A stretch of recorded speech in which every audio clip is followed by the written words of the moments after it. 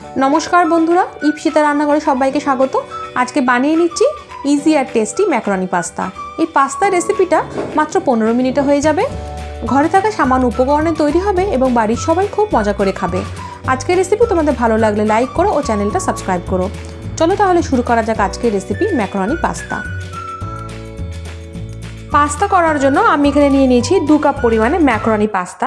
প্রথমে পাস্তাটা আমরা সেদ্ধ করে নেব। পাস্তাটা সেদ্ধ করার জন্য আমি এখানে জল গরম বসিয়ে দিয়েছি। জলটা ভালো মতো ফুটে গেছে। এখন আমি দিয়ে দেবো 1 চামচ পরিমাণে লবণ। লবণটা দিয়ে আমি এখন পাস্তাটা দিয়ে দিচ্ছি। পাস্তাটা দেওয়ার সঙ্গে সঙ্গে এমনি করে একটু চালিয়ে নিতে হবে, নাহলে কিন্তু পাস্তাগুলো একের গায়ে এক লেগে যায়। পাস্তাগুলো দেওয়ার পর 7 থেকে 8 মিনিট হাই ফ্লেমে আমরা সেদ্ধ করে নেব। 7 থেকে 8 মিনিট সময় ধরে পাস্তাটা সেদ্ধ করে নিয়েছি। দেখতেই পাচ্ছ পাস্তার কালারটা কিন্তু একদম চেঞ্জ হয়ে গেছে। এখন আমি পাস্তার জলটা সম্পূর্ণ ছেঁকে পাস্তাগুলোকে একটা অন্য পাত্রে তুলে নেব।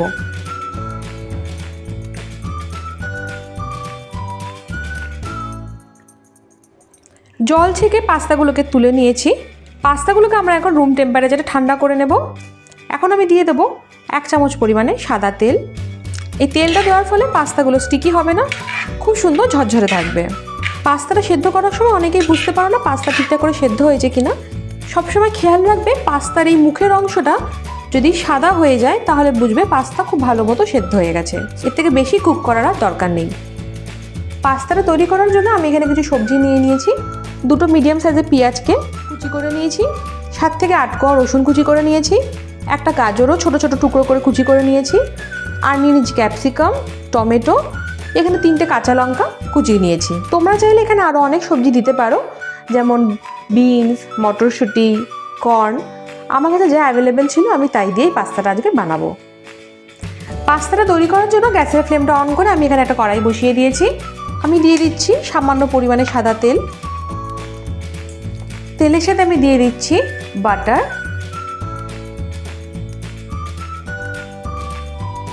তোমরা চাইলে পাস্তাটা তেলেও করতে পারো, কিন্তু বাটার দিলে টেস্টটা খুব ভালো হবে। বাটারটা সম্পূর্ণ মেল্ট হয়ে গেলে আমি এখানে রসুন কুচি আর পেঁয়াজ কুচিটা আগে দিয়ে দেব।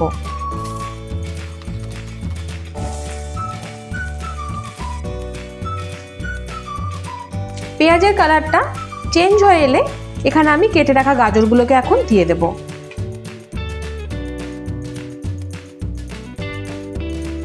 গাজরটা দিয়েও খুব ভালো করে একবার মিশিয়ে নিলাম। গাজরগুলো যতক্ষণ না একটু সফট হচ্ছে ততক্ষণ গাজরটা একটু ভেজে নেব। গাজরগুলো খুব ভালো মতো সফট হয়ে গেছে। এখন আমি দিয়ে দেব কাঁচা লঙ্কা কুচি। ক্যাপসিকাম কুচিটাও আমি এখনই দিয়ে দিচ্ছি। ক্যাপসিকাম আর কাঁচা লঙ্কা দিয়ে ভালো করে একটু মিশিয়ে নিয়েছি। এখন আমি কেটে রাখা টমেটোটাও দিয়ে দেব।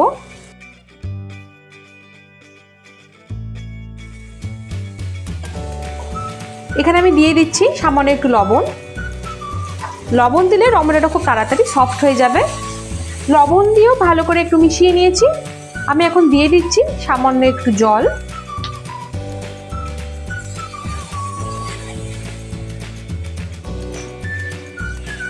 গ্যাসের ফ্লেমটাকে মিডিয়ামে করে দিয়ে সবজিগুলোকে একটু সফট হতে দেব।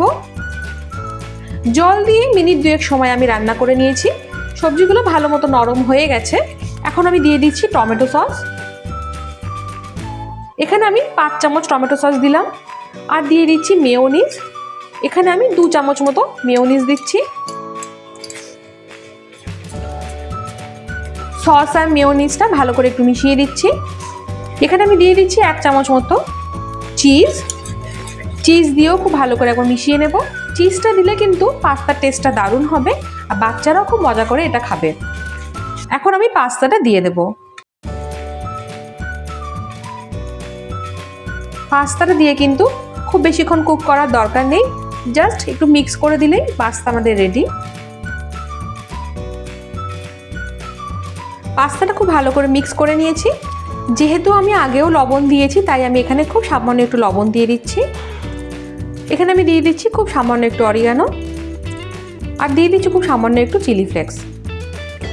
চিলি ফ্লেক্সের বদলে তোমরা গোলমরিচ গুঁড়ো ব্যবহার করতে পারো। অরিগানো আর চিলি ফ্লেক্স দিয়ে ভালো করে একটু মিশিয়ে নেব।